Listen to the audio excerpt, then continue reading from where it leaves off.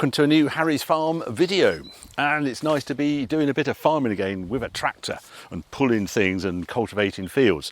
Yeah, on this video I'll explain what I'm up to here. We're going to have a look at some of the wheat, and I'll explain this Countryside Stewardship agreement, the new one I've entered into, 5-year agreement. We've got some of the actions we're now doing, haymaking, supplements, some of the pasture here, and also just touch on the government they've been announcing things on food security. But let's kick off in here. What's going on in here? This is a patch of winter bird food. So I'm going to plant various things, millets, triticale, that sort of thing, that wild birds will be able to feed through the winter. And this is a bit later than you normally want to do this. This is, what's it called? It's AB9.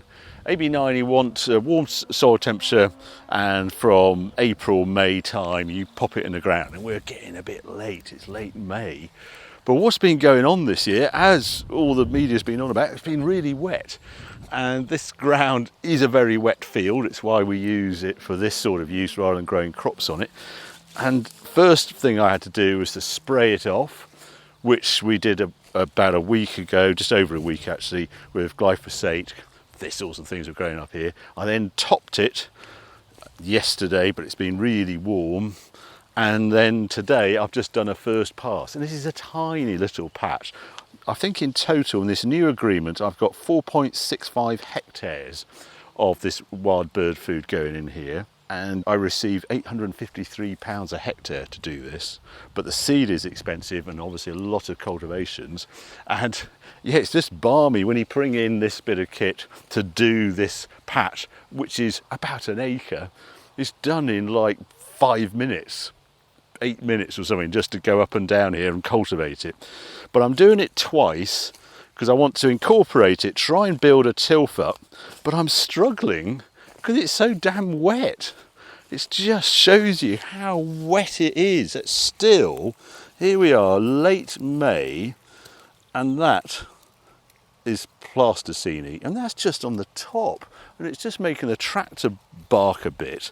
And I can also see at the back, it's just starting to block it up. This is such an unusual year, 2024, just how wet it carried on right into late spring and sort of early summer. But fortunately the weather now is fantastic and it's proper growing weather, and I think we ought to just go and have a look at the winter wheat because it's absolutely loving this weather at the moment. This is the bit of wheat I actually don't want to show you because this is the third wheat, and this is going into enhanced stubble as they term it next year, and that means it's rested. And we wouldn't have planted this third wheat. It's just because this agreement, this Countryside Stewardship agreement, we didn't get it. It didn't arrive until just the few days before Christmas, by which time I'd already put in a crop. We applied for it in July, August, but that's how long it took DEFRA to do a response and whether they accepted it. But I'm really glad we have, but it's just slightly mixed up this year. It's a bit like that wild bird seed. I'm putting that 1 acre little plot in because this is the right time to put that in. But the 4.2 hectares, the big plot, is in wheat now. So I'm going to put that in the autumn. But I thought I might as well just get at least one bit of the wild bird mix in. And then here, these are the 4 to 6 metre buffer zones. Probably make this one slightly wider, but coming around here. They're all around the farm. That's SW1. So I've got 4.5 hectares in all around the farm. And they're terrific. They're a wildlife refuge area, so you get quite a lot of sort of voles and mice. You notice sort of birds of prey and things because they're just undisturbed areas, bottom of hedges, and that's the idea of them. You don't charge around on tractors and things. You mow them just before harvest. You do it once a year, and yeah, so that's what the buffer zones. But what I want to show you is the first wheat in here, and just see this transformation of the weather, how it's changed this winter wheat so much compared to what it was just a few months ago. This is what we term a first wheat. So this had a break last year. It was meant to be oilseed rape. We actually just left it fallow. And my goodness, as this wheat stormed along. The one thing I've struggled on, I think, this year, blackgrass. That's enemy number one. I ought to hand rogue that one out. There's another one there. And I've noticed the chemical bill for this year is being high. I think, you know, just we hardly grow what we're 100 hectares, and we spent, I think we're going to spend about £43,000 on chemical. I've seen the fertiliser bill halve, because fertiliser is that much cheaper than it was through the craziness when Ukraine got invaded at the beginning. And I've seen the seed costs come right down because we've home saved, and we got this Dawson wheat, which I'm really happy with. But the chemical costs, oh my goodness. And you need to do it. We can't have blackgrass invading in here. And it was the wetness of the season just meant the residual herbicides weren't as effective. We've had to go in again with an expensive chemical to take them out. But the winter wheat looks fantastic as a result. And if I look down here, yeah, this is really getting very advanced. If I just take this one out, it's so good. I don't really want to take the whole plant out. Let's have a look. There you go. That is the stage we're at. That is remarkably healthy. I'm so chuffed with this Dawson. A little tiny bit, is that a bit of septoria, but clean third leaf, clean second leaf, and that is the flag leaf. So that is the one we've got to protect. That's where the yield comes from. And the next thing to appear is the ear, and I can just feel the wheat ear there. Now, we sprayed this with something called a T1 just at the beginning of May, end of April, beginning of May, and you get about 21 days to 28 days protection. And looking how clean this is, I'm really chuffed with that. So I'm waiting. I think I will only, with the weather as it is, I'll probably only have to wait a week, and that ear will just be emerging. And that means when the fungicide goes on, there's quite a lot of yield actually comes from the ear itself. And I will get a fungicide, contact herbicide fungicide on that, and that will really help. So there you go, that's the stage of we're at. You can just see it's only got to get up to there and it all appear.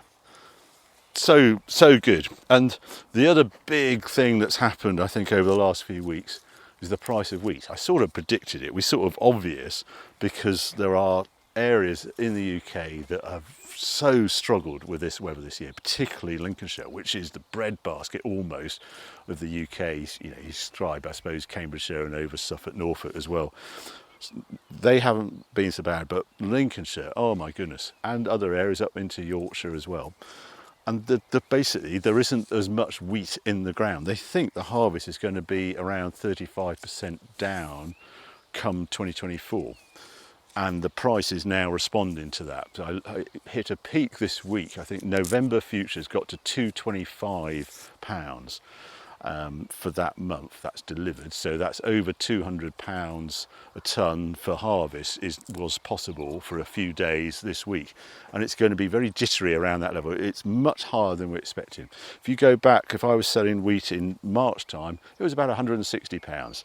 And you would expect to get a discount at harvest, because everybody has to move it because they haven't got shed to put in it. And no, it's £200 plus. So yeah, big change there.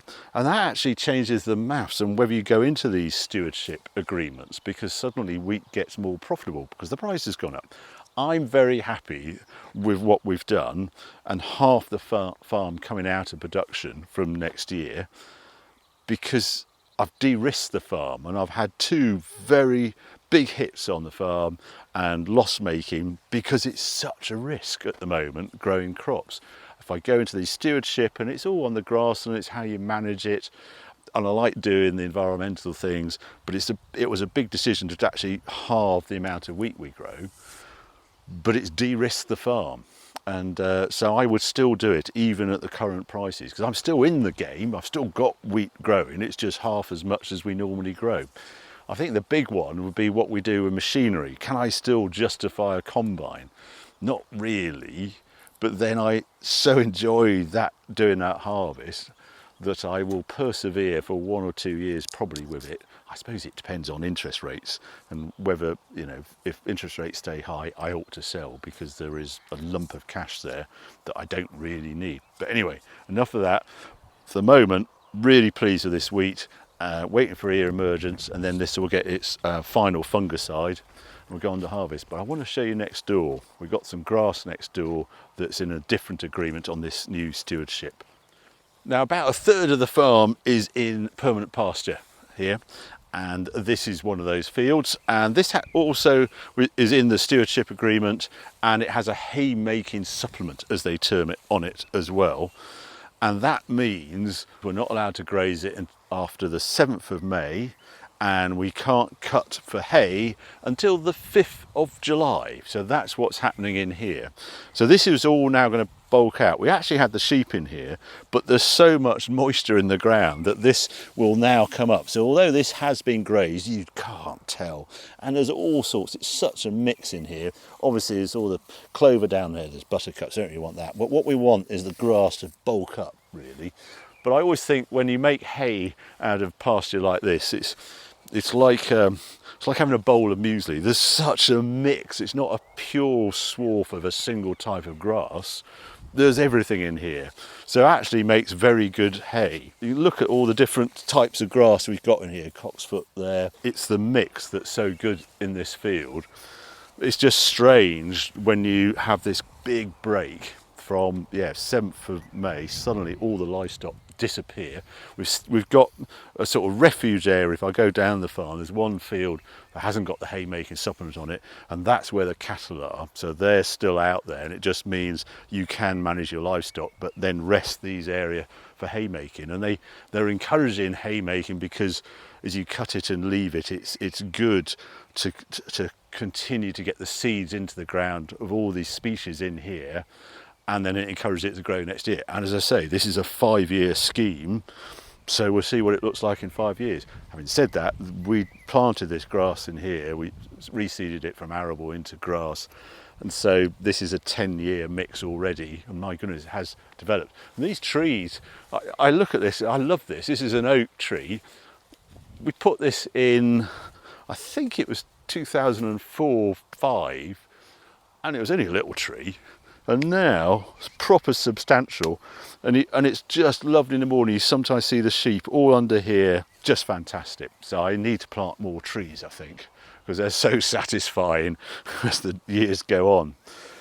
So there we are. Yeah, it's quite a thing doing this and stewardship. And I ought to mention that we're 5-year agreement. That means we're only be growing half the wheat that we did for the next 5 years.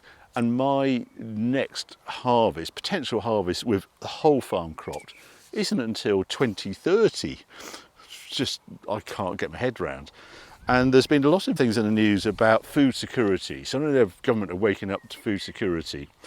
And I think they're only right that they are, because as I said in my previous report from here, lots of my local farmers have entered these sort of schemes as well. And therefore there's a dramatic fall in the amount of cropped. I think the area, these Countryside Stewardship and SFI as they term it, are going to just stall for a bit because the grain price has gone shooting up. So there'll be a lot of farmers redoing their sums and thinking, hang on a minute, I can carry on growing wheat and oilseed rape at these sort of levels. It is profitable, there is a demand for our food. So yeah, be interesting how many more people sign up to the agreement that I've done and lots of my neighbours have done in the coming few months. I'm happy, as I said, because I've de-risked the farm and I enjoy doing this sort of mix, different sort of farming.